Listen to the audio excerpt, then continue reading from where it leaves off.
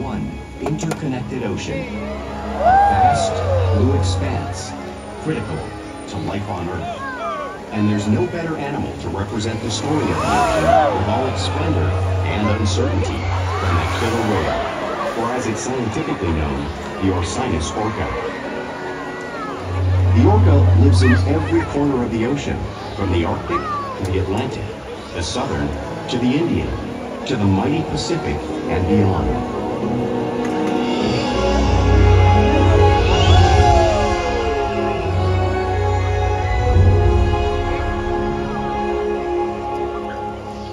This whale's story is the ocean's story, and it is one we all share.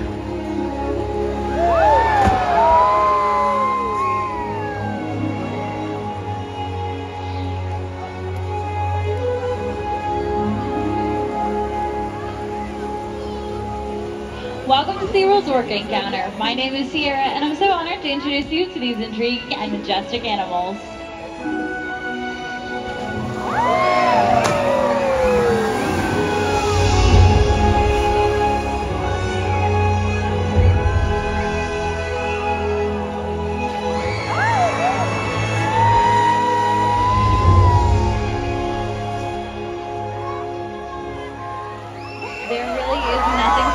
Seeing a killer whale up close and learning more about them and their natural behaviors.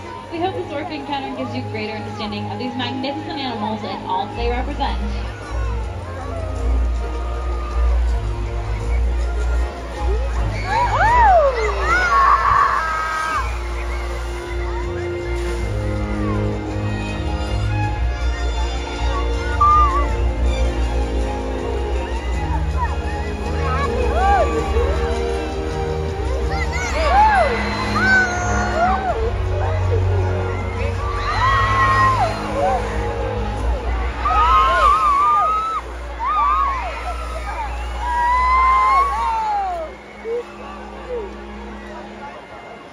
While they are found in every ocean, orcas living off the coast of Iceland are quite different than those near Costa Rica.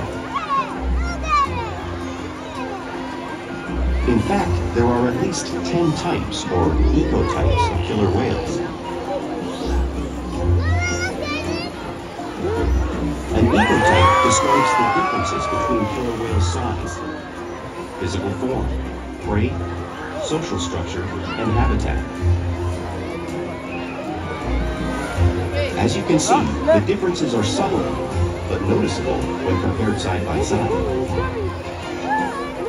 Orcas are adapted perfectly to their environments. And even the whale's black and white coloration has a purpose. It camouflages the outline of their bodies in the water, making it easier for them to surprise and catch their prey.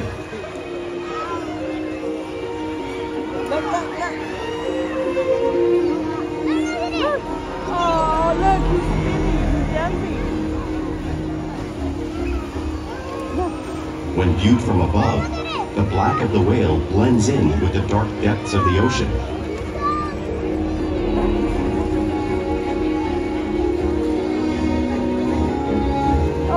When viewed from below, the orca's white bellies match the brighter surface of the water, blending with the light above, giving them the perfect camouflage.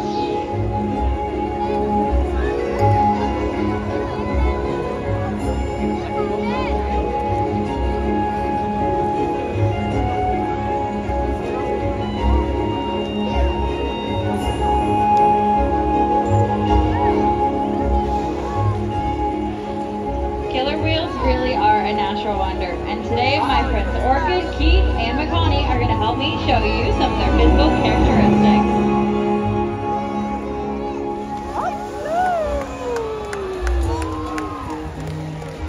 Their blowhole is perfectly located for grabbing a quick breath of air at the surface of the water.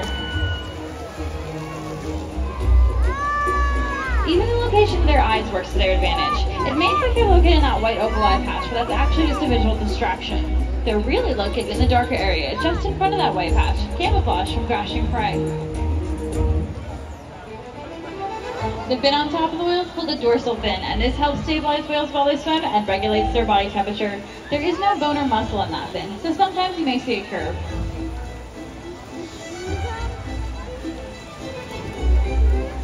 The flippers on either side of the whale are called pectoral flippers, and these help with steering and stopping. If you were taking an x-ray of those pectoral flippers, you'd see 5 bony digits, just like in the human hand.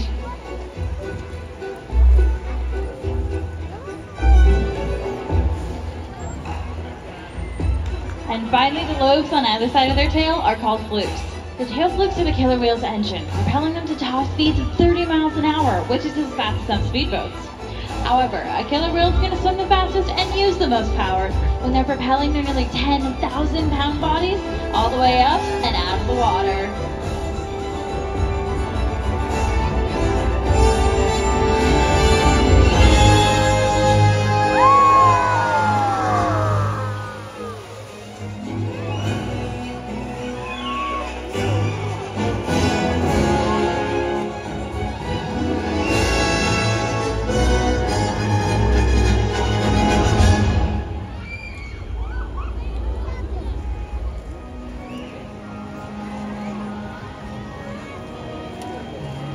Killer whales are highly social animals with a well-defined social structure. An orcapod is always led by a female. Though just half the size of her male counterpart, she is in charge. See that? It's all about attitude, not size. Because they live and work as a group, orcas need to communicate with sounds and body language. Orcas use clicks for echolocation or navigation.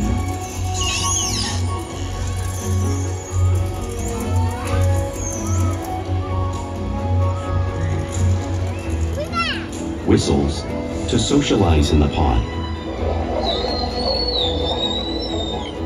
And calls for group coordination and hunting.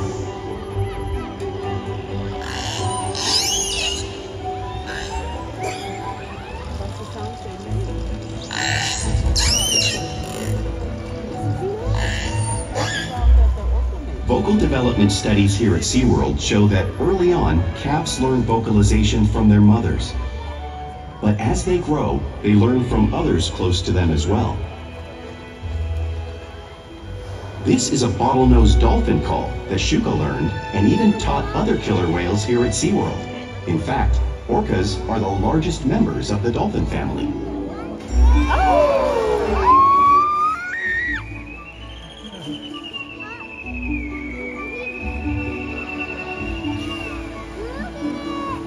Whales here and in the wild use vocalization to communicate all the time. Like all animals, killer whales use body language to communicate with one another. A pectoral slap may be used to show dominance or to get noticed. For example, a mother may use a pec slap to get her calf's attention.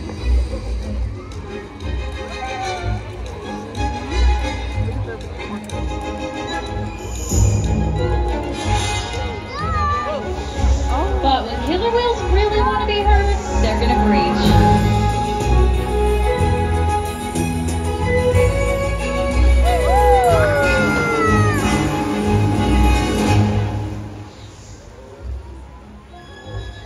Spy hopping is how killer whales get a better view of their surroundings and coordinate with one another while they hunt.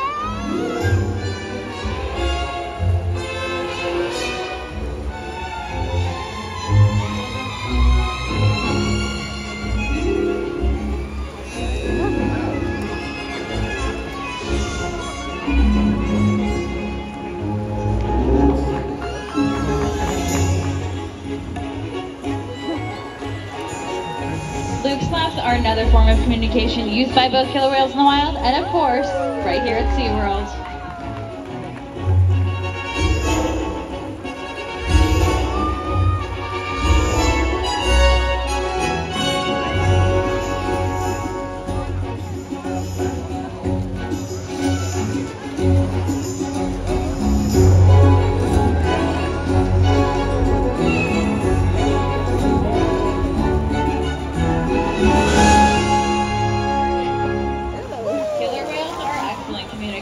So it's no wonder why they're at the top of our ocean's food chain.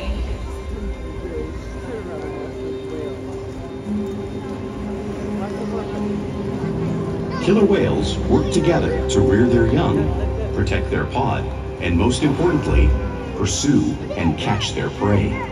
Every day they cooperate to survive in the wild oceans of the world. The orca's hunting techniques are as varied as the whales themselves. Norwegian killer whales will circle herring, herding them together.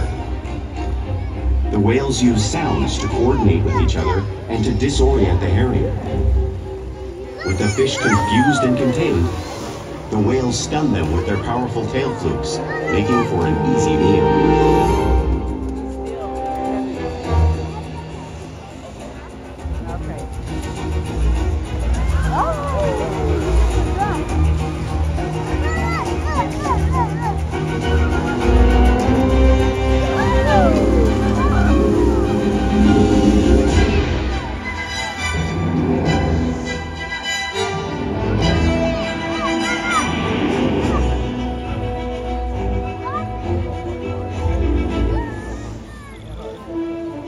Whales in the southern hemisphere will capture sea lions by pulling them right off the beach.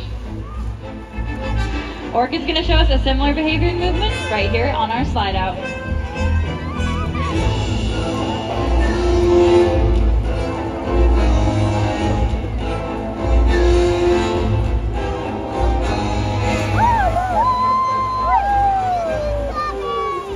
Antarctic orcas will actually make their own waves to knock unsuspecting seals right off of floating ice. Makani's making waves around the pool, showing us a similar wave-making technique, demonstrating another complex and impressive hunting ability that killer whales have developed all around the world.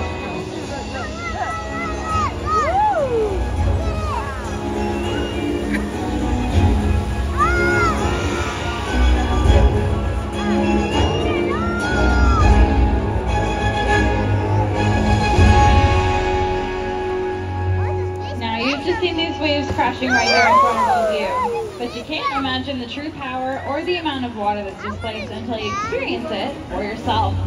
Luckily, I have some new friends who have volunteered to help me show all of you the power of the killer whale. Come on down, you two.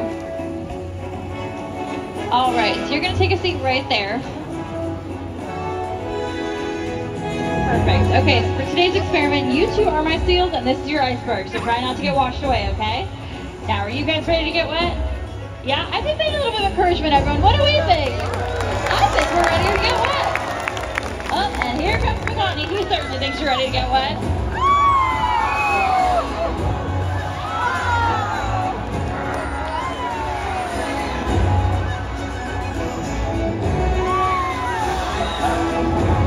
Awesome job, guys. Let's give a round of applause for our amazing volunteers. Come on up.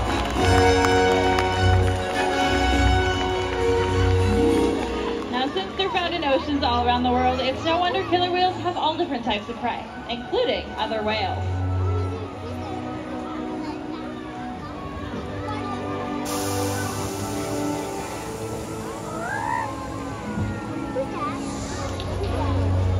The blue whale that you see on the screen is the largest animal on Earth. It's 5 times longer and 50 times heavier than a killer whale. So how does a whale the size of Makani or Orkid take on a whale that size in the wild? It's all possible because killer whales are the ultimate team players.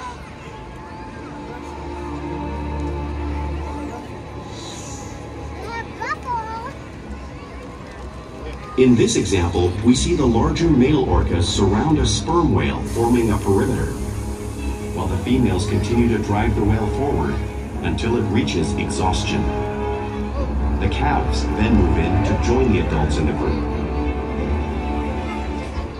Whatever their prey, killer whales always cooperate and hunt together, making them a highly successful predator.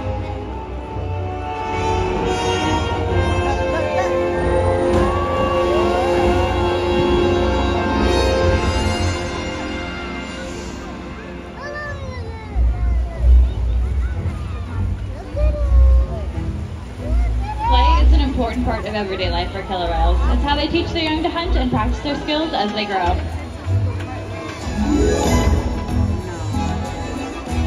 You'll often see killer whales interacting and showing off their playful side, both in the wild and of course right here at SeaWorld.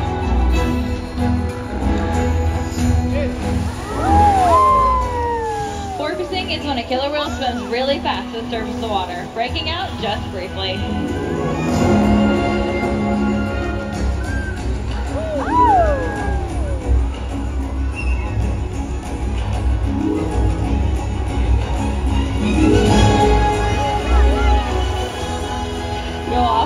some dudes when they're catching a ride in the wake of a boat, or even when they're surfing waves.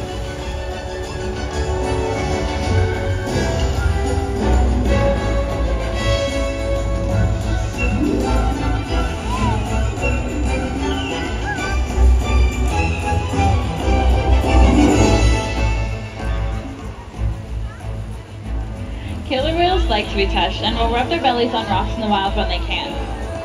Our whales show similar behaviors every day, just like the whales do in British Columbia.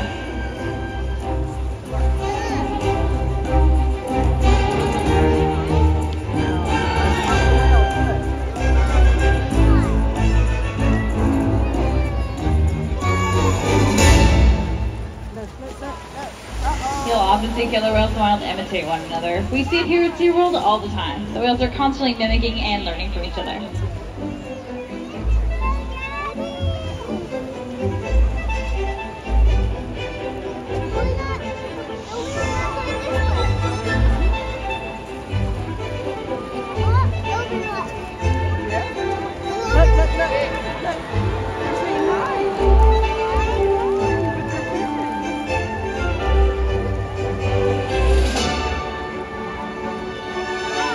Now, all this playful behavior does have a purpose. For example, a tail whip may be used in hunting to stun prey. However, today, I've got a feeling these guys just might be stunning all of you instead.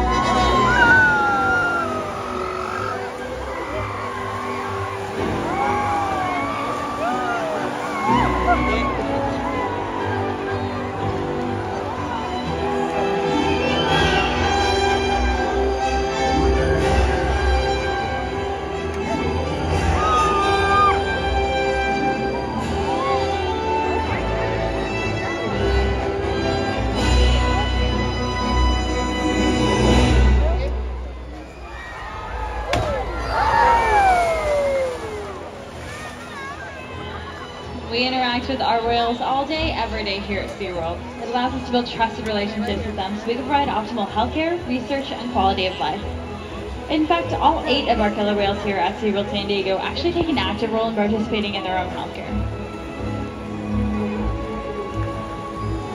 We train a variety of husbandry behaviors here at SeaWorld. For example, we can ask them to present us with their tail flicks, so this is helpful when obtaining a voluntary blood sample to monitor their overall health.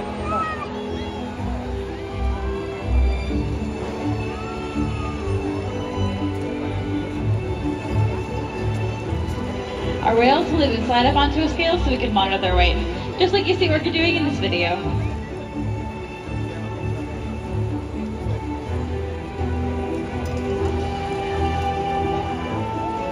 We're even able to obtain breath samples from their blowholes to monitor their respiratory health. All because of relationships we build every day here at SeaWorld.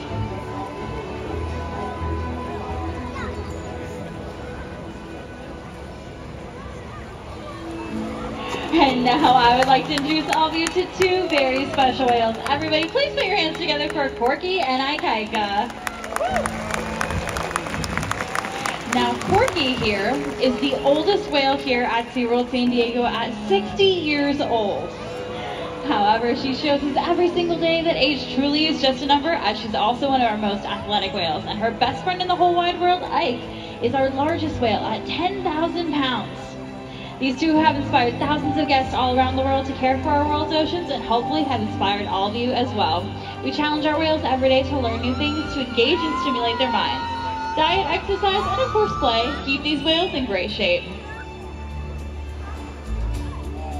The whales here at SeaWorld have helped killer whales in the wild by participating in many research studies. One ongoing study monitors the whale's heart rate and breathing to understand how marine noise pollution from ship engines and other sources affect wild populations. In another study, scientists from NOAA, the National Oceanic and Atmospheric Administration, took measurements of the killer whales living here, including pregnant whales.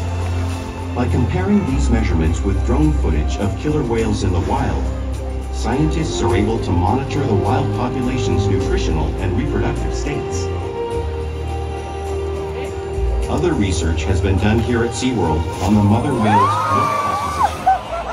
This research will help create an effective model to understand how toxins in the ocean impact wild killer whales and their milk supply. What we learn from the whales in our care every day is actively helping whales in the wild survive. And just by being here today, you've supported our rescue, research, and conservation efforts all around the world. If we work together, like the killer whale, we can protect the future of the Orcinus orca and this beautiful planet that we all share.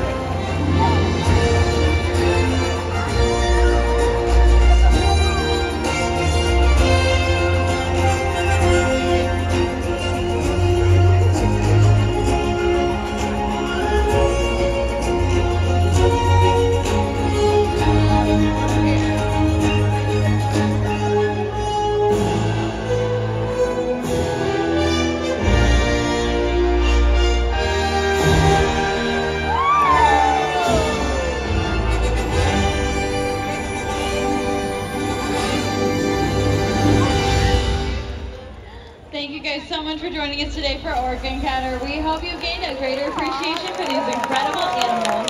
Now please enjoy